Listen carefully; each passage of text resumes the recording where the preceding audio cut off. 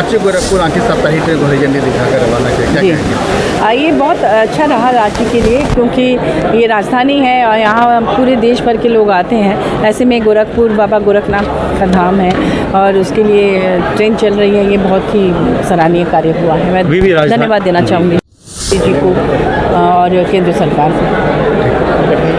बोले कि चुनाव अनाउंस होने जा रहा है आज, क्या कहेंगे? खुद आपकी सीट जो है, चर्चा है रांची सीट से उतरने की, रांची सीट से उतरने की चर्चा है। देखिए, पार्टी अगर कहेगी तो निश्चित रूप से लड़ूंगी, क्योंकि पिछली बार बहुत मामूली अंतर से मैं सेकंड पोजीशन में थी, लेकिन इस बार शायद मैं निकल जाऊं और अच्छी मार्जिन से, क्योंकि जनता का भी यही डिमांड है। मैं रेगुलर उनके लिए काम करती रहती हूँ और उनका बिल्कुल तैयारी है। हम लोग साल भर पढ़ने वाले स्टूडेंट हैं, एग्ज़ाम में विशेष तैयारी की ज़रूरत नहीं है। Thank you. अब आप कीजिए अभी भी रांची से बहुत शहरों की कनेक्टिविटी नहीं हो पाई है, इसको कैसे देखती हैं? हाँ, राजधानी है ये और यहाँ कनेक्टिविटी होनी चाहिए, लेकिन अभी भी कई जगहों से नहीं है। इसलिए हम लोग चाहेंगे कि जल्द से जल्द उन शहरों से भी कनेक्टिविटी हो। आज गोरखपुर एक्सप्रेस आया है, स्टार्ट किया हम लोग उसको, तो इसके लिए भी धन्यवाद देना चाहेंगे केंद्र सरकार को कि उन्होंने रांची के बारे में सोचा। लेकिन मैं एक निवेदन ये भी करूँगी कि ट्रैक की सुरक्षा को देखते हुए उसकी मरम्मती और उसमें नया ट्रैक भी लगाने की जोर शोर से कोशिश होनी चाहिए, क्योंकि इन दिनों दुर्घटना की संख्या काफ़ी बढ़ती जा रही है, तो उसमें लापरवाही नहीं होनी चाहिए। और जैसे वंदे भारत ट्रेन यहाँ से जो भी स्टार्ट हुआ वो अच्छा है, लेकिन उतना वहाँ पर पैसेंजर नहीं बैठ पा रहे हैं, क्योंकि उसमें बहुत ज़्यादा टिकट का किराया है और साथ ही जितना समय लग रहा है उससे बहुत ज़्यादा राहत लोगों को नहीं मिल पा रही है। बहुत फास्ट नहीं है और फास्ट होना भी नहीं चाहिए, क्योंकि अभी यहाँ जिस तरह का सिस्टम है, ज़्यादा फास्ट ट्रेन यहाँ के लिए अनुकूल नहीं है, उससे एक्सीडेंट बढ़ सकता है। तो मैं कहूँगी कि जितना खर्च नई ट्रेन के लिए किया जा रहा है, उतने खर्च से जिस ट्रेन में बहुत ज़्यादा यात्री चढ़ते हैं, उन ट्रेनों का नए सिरे से उनके अंदर की बोगी को चेंज किया जाए, उसे नया किया जाए, ना कि नए ट्रेन ज़्यादा किए जाए। हाँ, लेकिन जहाँ से ट्रेन जिस स्टेशन से नहीं है वहाँ नए ट्रेन दिए जा सकते हैं। जी बिल्कुल। काफ़ी चर्चा में हैं आप, चूँकि बता दें कि रांची से ये कवायद हो रही है, सुनने को भी मिल रहा है कि इस बार डॉक्टर महुआ मांझी रांची की प्रत्याशी होंगी, तो क्या लगता है मैडम? देखिए, पार्टी अगर चाहेगी तो निश्चित रूप से लड़ूंगी। मैं तो सांसद हूँ, मेरा 4 साल अभी भी बाकी है राज्यसभा में, लेकिन फिर भी चूँकि मैं इस क्षेत्र में बहुत काम की हूँ, विमेन कमीशन चेयरपर्सन के रूप में, पार्टी की महिला मोर्चा केंद्रीय अध्यक्ष के रूप में, एक राइटर के रूप में, संस्कृति कर्मी के रूप में और एक सोशल एक्टिविस्ट के रूप में, तो मुझे अपने झारखंड से बहुत लगाव है और अगर मौका मिलेगा तो मैं झारखंड को आगे बढ़ाने में अपना योगदान देना चाहूँगी। जी, कल प्रोजेक्ट भवन में मुख्यमंत्री से भी हमने भी बातचीत की, आपसे आपके दिशा में भी सवाल हमने पूछा, तो उन्होंने मुस्कुरा करके अभी बातों को खोला नहीं। लगता तो है कि आपको टिकट मिलने वाला है।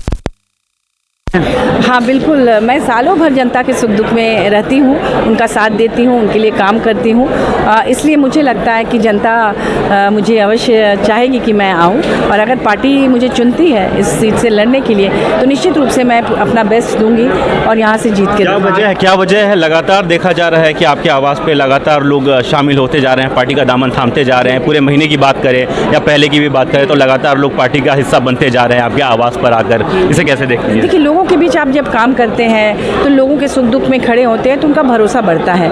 मैं भी लगातार कर रही हूँ पिछले बहुत सालों से, और हमारे माननीय हेमंत सोरेन जी जिस तरह से काम कर रहे हैं, हर वर्ग के लिए सोच रहे हैं, इससे भी इससे ही मैं कहूँगी कि जनता और उसमें युवा वर्ग विशेष रूप से हमारी पार्टी की तरफ वो आ रहे हैं और उनको लग रहा है कि नहीं, अगर हमारे लिए कोई काम कर सकता है तो वो JMM और महागठबंधन की सरकार ही हमारे लिए काम कर सकती है, तो हमारी तरफ जो काम झारखंड इलेक्शन को लेकर आज प्रेस कॉन्फ्रेंस का दिल्ली जी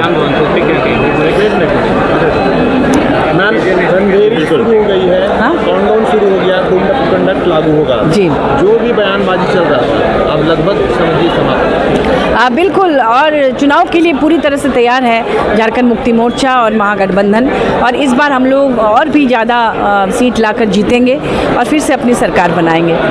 ममता देवी को हाईकोर्ट से राहत मिली है, वो अब चुनाव लड़ सकेगी। हाईकोर्ट ने उनकी 5 साल की सज़ा को निरस्त कर दिया है। ये बहुत अच्छी बात है कि उनको रिलीफ मिली है। वो एक अच्छी महिला है और जनता के लिए काम करती रही हैं।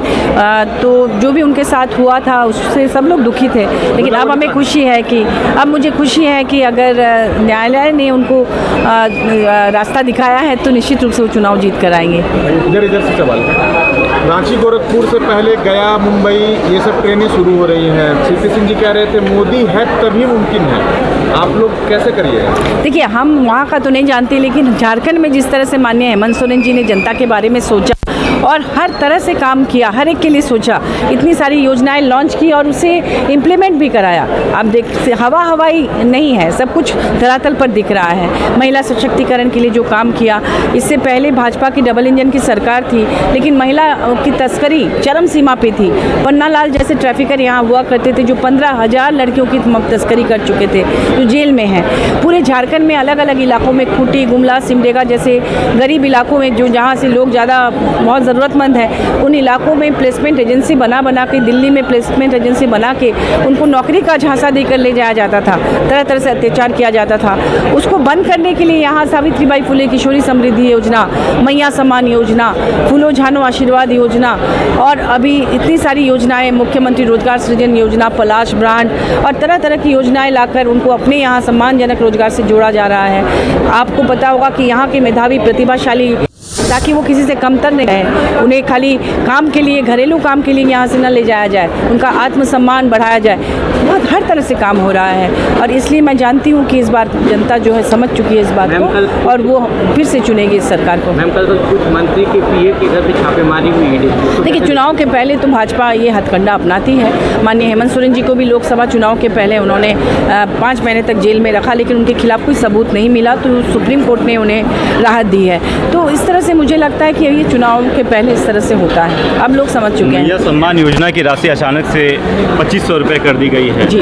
तो ये कह रही है, भाजपा आरोप लगा रही है कि ये राशि इसलिए बढ़ाई गई ताकि गोगो दीदी योजना को ये बीट कर सकें। इसे कैसे देखती हैं? देखिए, माननीय प्रधानमंत्री जी ने चुनाव 10 साल पहले कहा था कि हम 15-15 लाख रुपए सबके अकाउंट में भेजेंगे।